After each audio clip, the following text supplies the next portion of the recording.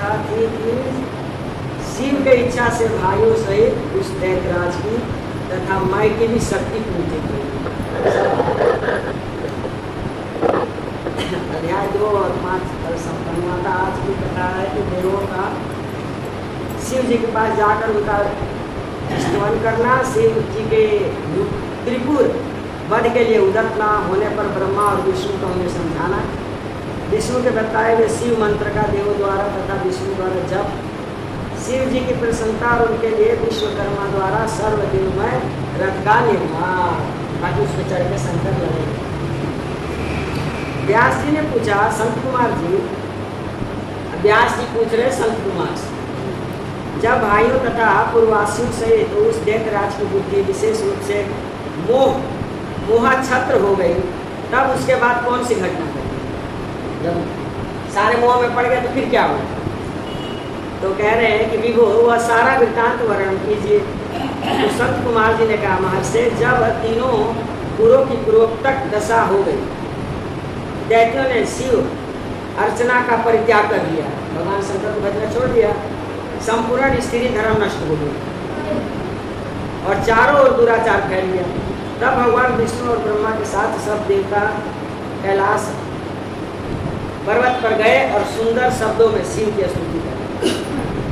महेश्वर देव, आप परमोत्कृष्ट आत्मबल से संपन्न हैं, आप ही सृष्टि कर्ता, ब्रह्मा पालक, विष्णु और संहार करता पर ब्रह्म स्वरूप आपको नमस्कार है। जो महादेव जी का स्तवन करके देवों ने उन्हें साष्टांग प्रणाम किया। फिर भगवान विष्णु ने जल में खड़े होकर अपने स्वामी परमेश्वर शिव का मन ही मन स्मरण करके तन्मय हो दक्षिणामूर्ति के द्वारा प्रगटित रुद्र मंत्र का 1.5 करोड़ की संख्या तक जप की। पानी में खड़े हो गए विष्णु, हाँ उनके लिए दक्षिणामूर्ति की तरफ मुकर करोड़ों संख्या तक जप किया। तब तक सभी देवता उन महेश्वर में मन लगाकर जो उनकी स्तुति करते रहे, तब तक देवता लोग भी स्तुति उनकी करते रहे।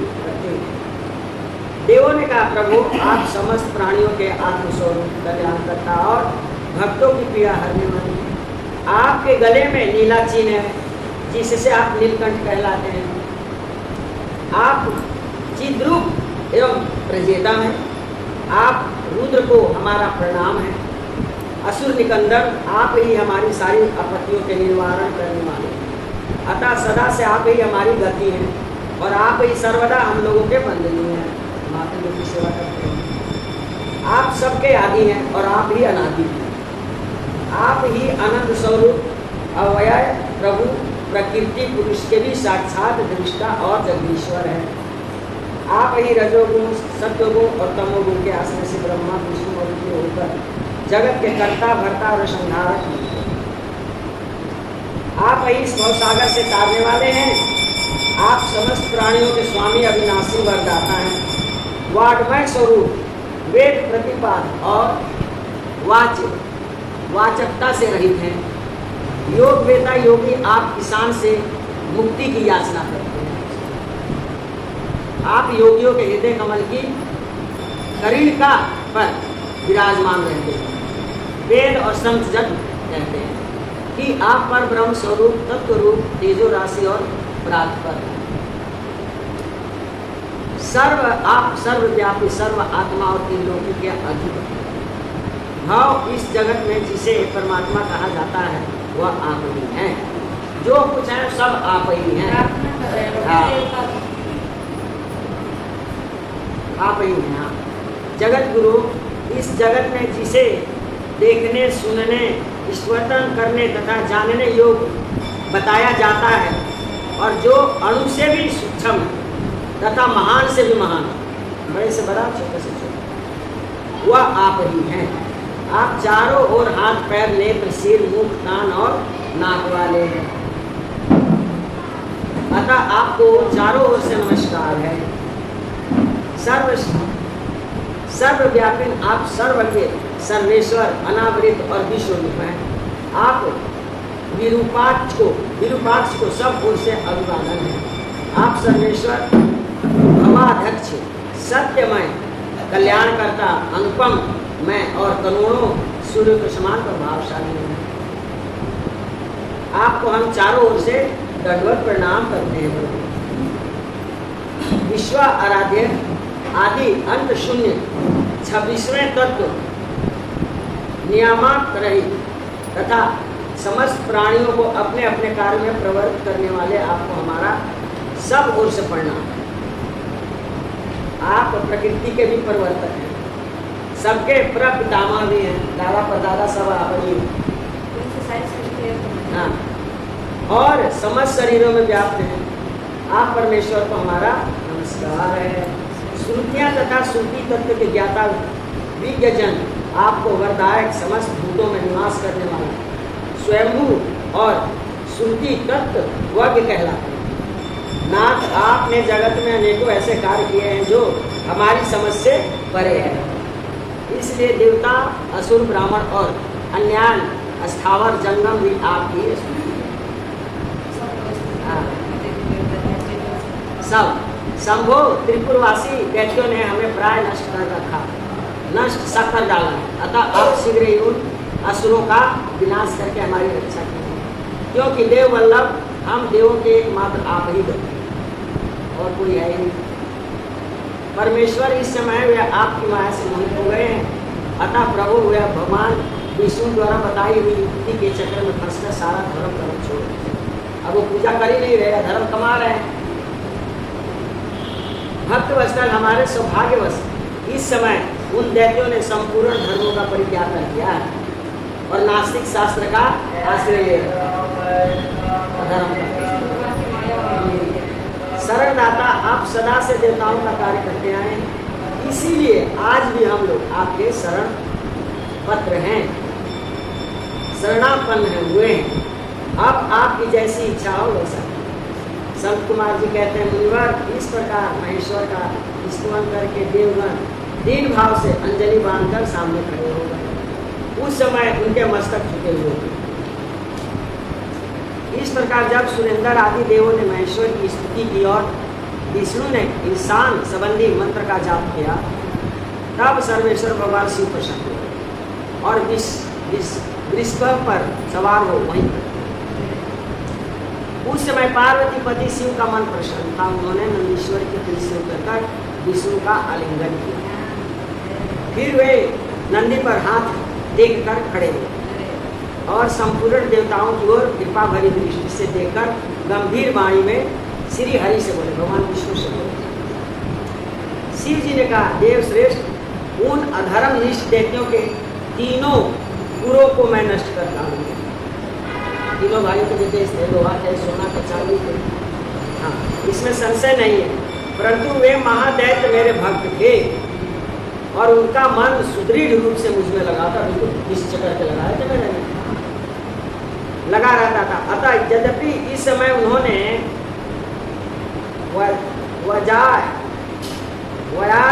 वश उत्तम धर्म का परित्याग कर दिया है, तथापि क्या वे मेरे ही द्वारा मारने योग्य है? कि जबकि उन्होंने धर्म अपनाया, धर्म का त्याग कर दिया, तभी क्या वो मेरे से मारने योग्य हैं? वो भी आपकी माया और आपने फैलाया है, हाँ। नहीं तो नहीं करते। इसीलिए जिन्होंने त्रिपुरवासी सारे दैत्य को धर्म भ्रष्ट करके मेरी भक्ति से विमुख कर दिया, वे विष्णु अथवा अन्य कोई ही उन्हें क्यों नहीं मारते? तो आप ही क्यों नहीं मारते हो? जब इतना कर सकते हो तो मार भी सकते हो। मुनीश्वर शंभु के ये वचन सुनकर उन समस्त देवताओं का तथा श्री हरि का भी मन उदास हो। जब सृष्टिकर्ता ब्रह्मा ने देखा कि देवताओं और विष्णु के मुख पर उदासी छा गई है, तब उन्होंने हाथ जोड़कर शंभु से कहना प्रारंभ किया। ब्रह्मा जी बोले, परमेश्वर, आप योग वेताओं में श्रेष्ठ, योग वेताओं में आप श्रेष्ठ, पर ब्रह्म तथा सदा से देवों और ऋषियों की रक्षा में तत्पर है। अतः पाप आपका स्पर्श नहीं कर सकता, पाप आपको छू नहीं सकता। साथ ही आपके आदेश से ये तो उन्हें मोह में डाला गया। आपने तो कहा था कि कुछ ऐसा उपाय करते उनको मोह बस में। इसके प्रेरक तो आप ही हैं। आपने तो कहा इस समय अवश्य ही उन्होंने अपने धर्म का परित्याग कर दिया और वे आपकी भक्ति से विमुख हो गए। तथापि आपके सिवा दूसरा कोई उनका वध नहीं कर सकता। देवों और ऋषियों के प्राण रक्षक महादेव साधुओं की रक्षा के लिए आपके द्वार उन मलेच्छों का वध करो। मलेच्छ, आप तो राजा हैं, अतः राजा को धर्मानुसार पापियों का वध करने से पाप नहीं लगता। इसलिए इस कांटे को उखाड़ कर साधु ब्राह्मणों की रक्षा कीजिए। राजा यदि अपने राज तथा सर्वलोक अधिपत्य को स्थिर रखना चाहता हो तो उसे अपने राज्यों में एवं अन्यत्र भी ऐसा ही व्यवहार करना चाहिए। इसलिए आप देवगणों की रक्षा के लिए उद्यत हो जाइए, तैयार हो जाइए, विलंब मत कीजिए। देवेश बड़े बड़े मुनीश्वर यज्ञ संपूर्ण वेद शास्त्र मैं और विष्णु निश्चय ही आपकी प्रजा है। प्रभु आप देवताओं के सार्वभौम सम्राट हैं, राजा हैं। ये श्री हरि आदि देवगण तथा सारा जगत आपका ही कुटुंब है, आपका ही परिवार है। अजन्मा देव श्री हरि आपके युवराज हैं, विष्णु युवराज है आपके, और मैं ब्रह्मा आपका उपरोहित हूँ तथा आपकी आज्ञा का पालन करने वाले सत्र आज्ञा का पालन करने वाले सत्र राजकार्य संभालने वाले मंत्री हैं। सर्वेश अन्य देवता भी आपके शासन के नियंत्रण में रहकर सदा अपने अपने कार्य में तत्पर हैं। यह बिल्कुल सत्य है।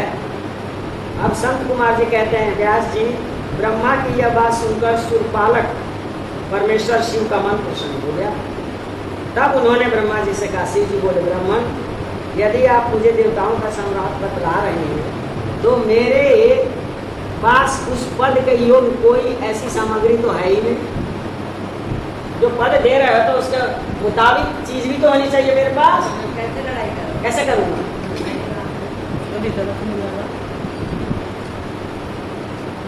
जिससे मैं उस पद को ग्रहण कर सकूं, क्योंकि ना तो मेरे पास कोई महान दिव्य रथ है, ना उसका उपयोग सारथी है चलाने वाला, और न संग्राम में विजय दिलाने वाले वैसे धनुष बाण ही हैं कि जिन्हें लेकर मैं मनोयोग पूर्वक संग्राम में उन प्रबल दैत्यों का वध कर सकूं।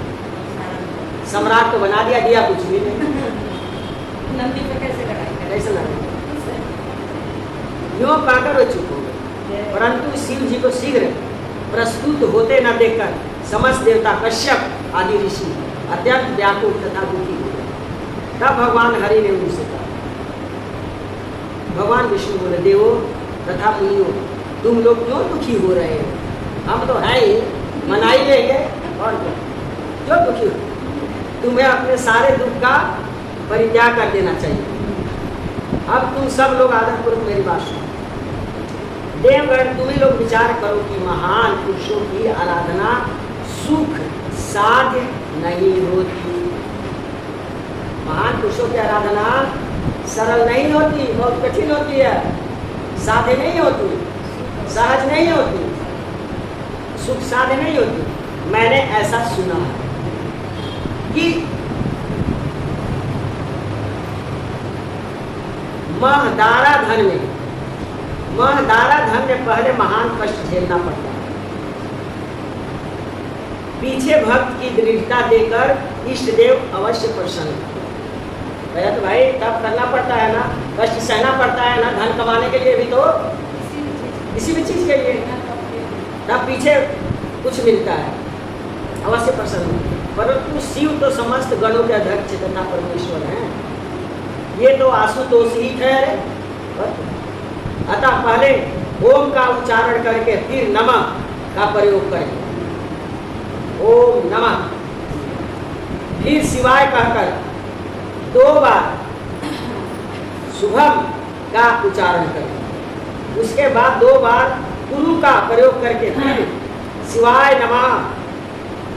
अब पहले शिवाय नमः में फिर ओम जोड़ दें।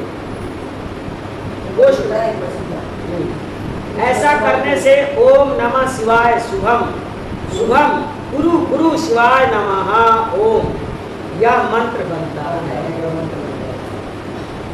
बुद्धि विशारदो, यदि तुम लोग शिव की प्रसन्नता के लिए इस मंत्र का पुनः 1 करोड़ जप करोगे तो शिव जी अवश्य तुम्हारा कार्य पूर्ण करेंगे।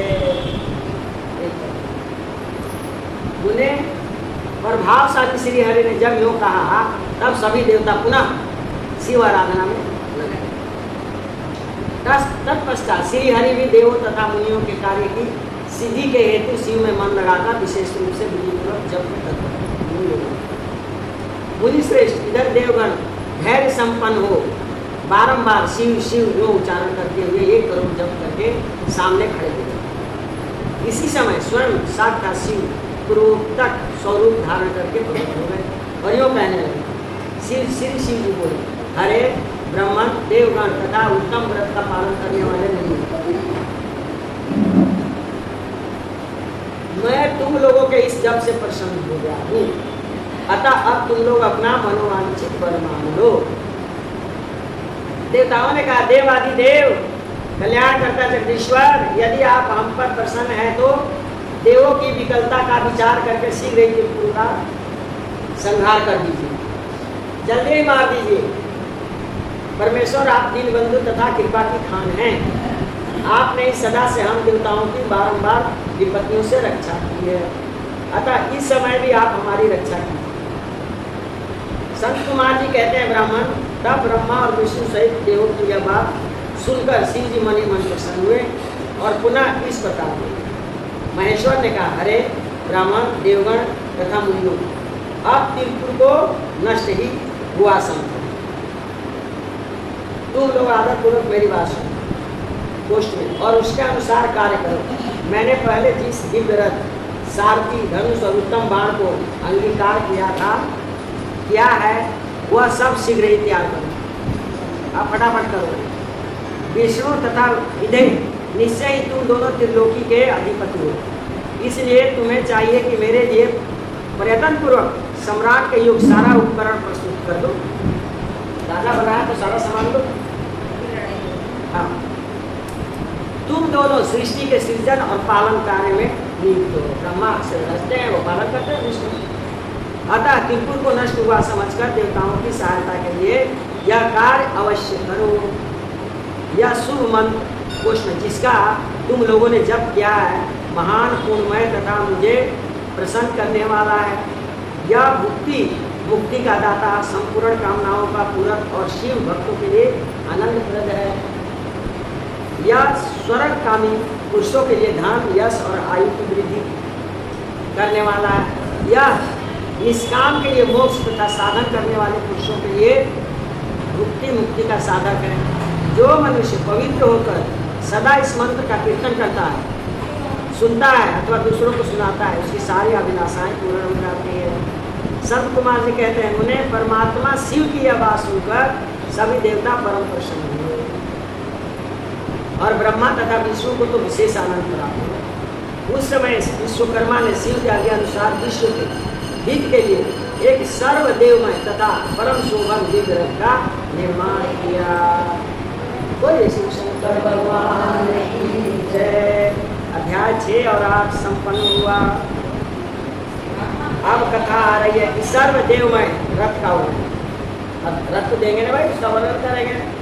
शिव जी का उस रथ पर चढ़कर युद्ध के लिए प्रस्थान, उनका पशुपति नाम पड़ने का कारण, शिव जी द्वारा गणेश का पूजन और त्रिपुर का मैं दानव का त्रिपुर से जीवित बच निकल। मैं दानव मगर इनका बाप वो तो निकल गया, तो पता में चला गया था ना, वो तो चुपके से बच के निकल जाएगा। व्यास जी ने कहा, सैव प्रवर संत कुमार जी आपकी बुद्धि बड़ी उत्तम है, आपकी बुद्धि बड़ी है, आप सर्वज्ञ हैं। तात अपने परमेश्वर शिव की जो कथा सुनाई है आपने, भगवान शिव की जो कथा सुनाई है वह अत्यंत अद्भुत है। अब बुद्धिमान विश्वकर्मा ने शिव जी के लिए जिस देवमय एवं कर्मो उत्कृष्ट दिव्य रथ का निर्माण किया था उसका वर्णन कीजिए।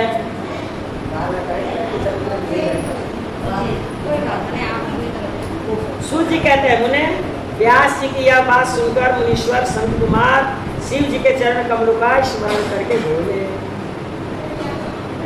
संत कुमार जी बोले, संत कुमार जी ने कहा, महाबुद्धिमान मुनीश्वर मुनिवर व्यास जी, मैं शिव जी के पदों का स्मरण करके अपनी बुद्धि के अनुसार रथ के निर्माण कथा का वर्णन करता हूँ। सुनो। ओए, थोड़ा कम बोलो और धीरे धीरे बोलो। कथा हो रही है यहाँ पर, करता हूँ। सुनो। तदंतर विश्वकर्मा ने रुद्रदेव के लिए बड़े यत्न से आदर पूर्वक सर्वलोकमय दिव्य रथ की रचना करी थी। मैदान में विश्वकर्मा ने मैदान हम लोग बनाए हैं। विश्वकर्मा बनाएंगे सब देवता अपने रचना की। वह सर्व समस्त तथा सर्वभूतमय रथ सुवर्ण का बना हुआ है। हाँ, उसके दाहिने चक्र में सूर्य और वाम चक्र में चंद्र विराजमान है। और दाहिने चक्र में 12 अरे लगे हुए थे, जिनमें 12 सूर्य प्रतिष्ठित थे। और बायां पहिया 16 अरों से युक्त, जो घेर में लगते हैं ना, 16 डंडे जैसे, वो अरों से युक्त, जिनमें चंद्रमा की 16 कलाएं विराजमान। उत्तम व्रत का पालन करने वाले विपेंद्र, अश्वनी आदि सभी 27 नक्षत्र भी उस वाम चक्र की ही शोभा बढ़ा रहे। नित्य श्रेष्ठ 6 ऋतुएं उन दोनों पहियों की नेमी बनी। सारी सृष्टि लगती उसमें। अंतरिक्ष रथ का अग्रभाग हुआ और मंत्राचल ने रथ की बैठक का साधन ग्रहण किया। पहले मंत्राचल बैठा हाँ, और उद्याचल और अस्ताचल ये दोनों उस रथ के ऊपर हुए। ऊपर ऐसा नहीं होता है, पीछे की हाँ, ऊपर हुए। और महामेरु, मेरु पर्वत जो है, महामेरु अधिष्ठान हुआ और शाखा पर्वत उसके आश्रय स्थान हुए। संवत्सर उस रथ का वेग हुआ।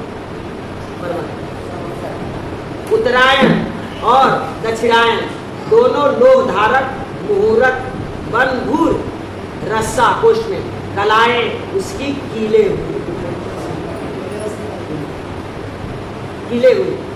और काष्ठाएं क्या हुई? काष्ठाएं उसका घोड़ा कोष में नासिका रूप अग्रभाग, क्षण, अक्षदंड, निमेष, अनुकर्ष कोष में नीचे का काष्ठ, ये नीचे का बना ना, और लव ईशा दंड हुए। धूलोक इस रथ का वरुद कोष में ऊपरी पर्दा तथा स्वर्ग और मोक्ष ध्वजाएं हुई। तो तभी तो बनेगा भैया। कोई उन्होंने ऐसा वो तपस्या की है कि वो मर ही नहीं सकेंगे अगर ये सब नहीं लगेगा तो।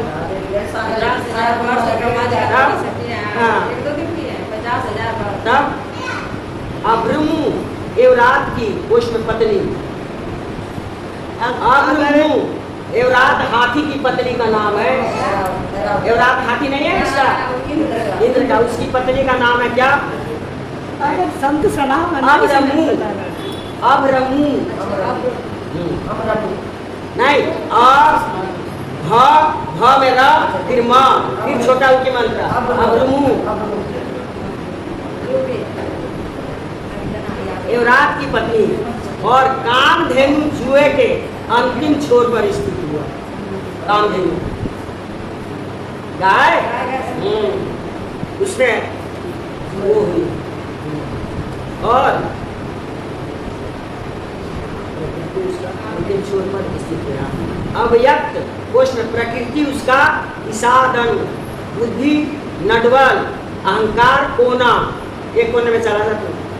और पंच महाभूत उसका बल। पंच महाभूत यही है। मुनि श्रेष्ठ इंद्रियां उसे चारों ओर से विभूषित कर रही और श्रद्धा उस रथ की चाल थी।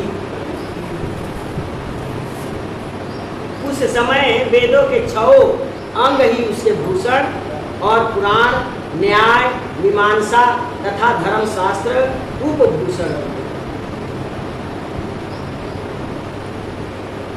चारों वेद 6 शास्त्र उसके भूषण में कहने उपभूषण भी हुए, संपूर्ण शुभ लक्षणों से युक्त, बल संपन्न, श्रेष्ठ मंत्र घंटा के स्थानापत्र हुए और वर्ण तथा आश्रम उसके बाद बने। सहस्त्र खड़ों से सुशोभित शेषनाग बंधन रज्जु रस्सी बंधन रज्जु हुए और दिशाएं तथा उप दिशाएं उसके बाद बनी पैर। पुष्कर आदि तीर्थों ने रतन जटित स्वर्णमय पताकाओं का स्थान ग्रहण किया। पुष्कर आदि तीर्थों ने और चारों समुद्र उस रथ के आच्छादन वस्त्र बने। हाँ तो और क्या नंगे थोड़ी रहेंगे। गंगा आदि सभी श्रेष्ठ सरिताओं ने सुंदरी स्त्रियों का रूप धारण किया। गंगा जमुना सरस्वती नर्मदा स्त्रियों का रूप धारण किया और समस्त आभूषणों से विभूषित होकर पहन करके हाथ में चंवर ले यत्र तत्र स्थित होकर वे रथ की शोभा बढ़ाते।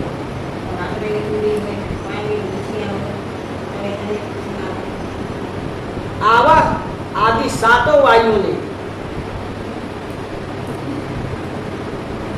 स्वर्णमय उत्तम सोपान का काम संभाला। लोक का लोक पर्वत उसके चारों ओर का उप सोपान और मानस आदि सरोवर उसके सुंदर बाहरी भीष्म स्थान हुए। बाहर से इन्होंने किया घेर रखा उसको रथ को। सारे वर्षाचल उसके चारों ओर के पास बने और नीचे के लोगों के निवासी उस रथ का तल भाग हुए। तलुआ नीचे देव आदि देव भगवान ब्रह्मा लगाम पकड़ने वाले साथी और ब्रह्म देवत ओमकार उन ब्रह्म देव का चाबुक बना। पकड़ते मारते हैं जिससे चाबुक, डंडा जिसे मारते हैं चाबुक कहते हैं, चाबुक हुआ। आकार ने विशाल छत्र का रूप धारण किया। मद्राचल पार्श्व भाग का दंड हुआ। भगवान का पार्श्व भाग सैन राज हिमालय धनुष और स्वयं नागराज शेष उसकी प्रतिज्ञा। तो तभी तो मरेगा वो, नहीं तो मरेगा। और सुरती रूपिणी सरस्वती, सुरती रूपिणी सरस्वती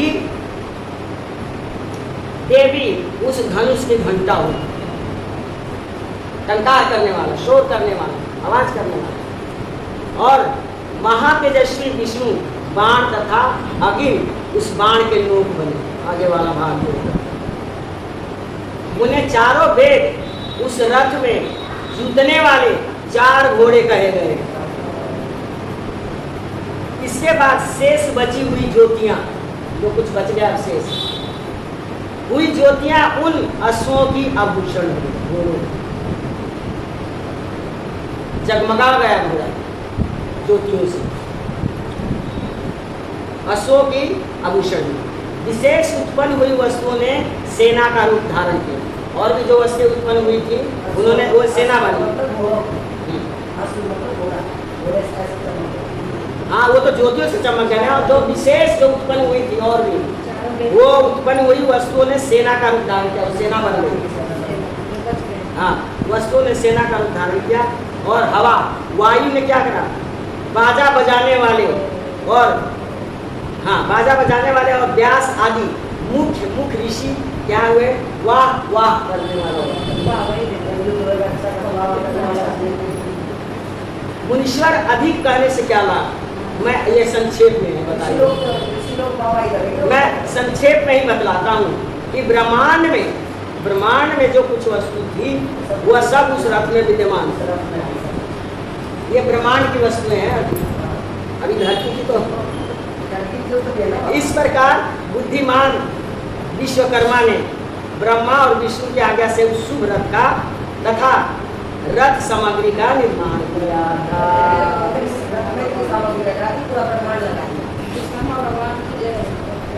संत कुमार जी कहते हैं महर्षि इस प्रकार के महान दिव्य रथ में जो अनेक विध आश्चर्यों से युक्त था। ये आश्चर्य भाई ना कभी सुना ना कभी देखा, ऐसा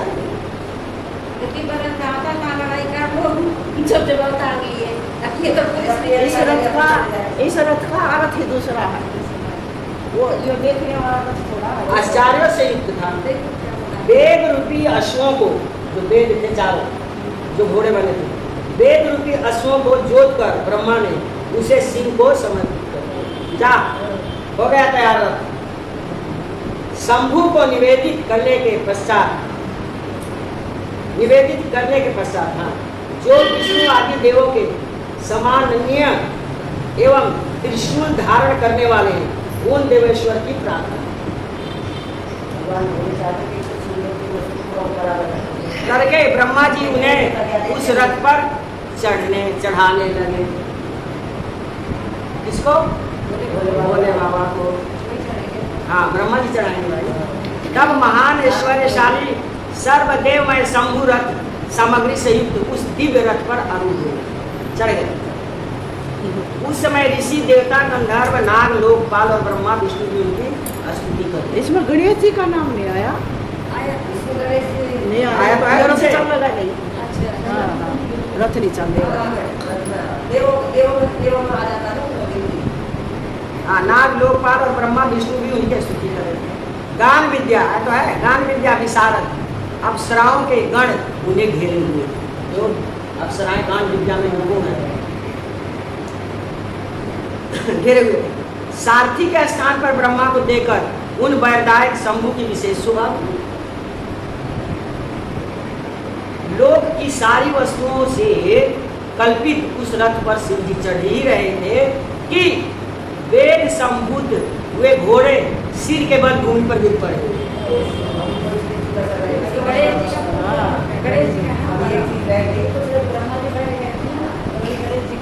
अच्छा चलो, चढ़ ही रहे थे कि देव वेद संभूत वे घोड़े सिर के बल भूमि पर गिर पड़े। पृथ्वी में भूकंप आ गया, सारे पर्वत डगमगाने लगे। सहसा शेषनाग शिव जी का भार न सह सकने के कारण आतुर होके हाँ, तब उसी क्षण भगवान धरणीधर ने उठकर नंदीश्वर का रूप धारण किया और रथ के नीचे जाकर उसे ऊपर को उठाया। परंतु नंदीश्वर भी रथारूढ़ महेश के उस उत्तम तेज को सहन न कर सके। अरे तो पूरा ब्रह्मांड का लगा दिया समान, तो कहाँ से होगा? यो बैठा रहते हैं इस रथ में भी हो समान। अतः जो बोल रहा से उन्होंने तत्काल ही पृथ्वी पर घुटने टेक दिए। ज्ञान में ना रहेगी ना कैसे रहे ज्ञान नहीं। तत्पश्चात भगवान ब्रह्मा ने शिव जी की आज्ञा से हाथ में चाबुक ले घोड़ों को उठाकर उस श्रेष्ठ रथ को खड़ा किया। हाँ। तदंतर महेश द्वारा अधिष्ठित उस उत्तम रथ में बैठे हुए ब्रह्मा जी ने रथ में जुटे हुए मन और वायु के समान वेगशाली वेदमय अश्वों को उन तपस्वी दानवों के आकाश स्थित तीनों पुरों को लक्ष्य करके आगे बढ़ाया। लक्ष्य करके आगे बढ़ाया। तत्पश्चात लोकों के कल्याण करता भगवान रुद्र देवों की ओर दृष्टिपात करके कहने लगे, सुर श्रेष्ठो, यदि तुम लोग देवों तथा अन्य प्राणियों के विषय में पृथक पृथक अलग अलग पशु तत्व की कल्पना करके उन पशुओं का आधिपत्य मुझे प्रदान करोगे, तभी मैं उन असुरों का संहार करूंगा। क्योंकि वे दैत्य श्रेष्ठ तभी मारे जा सकते हैं, अन्यथा उनका वध असंभव है। पशु चाहिए उन्हें भाई, वही सब खाते पीते हैं तो उन्हें तो चाहिए।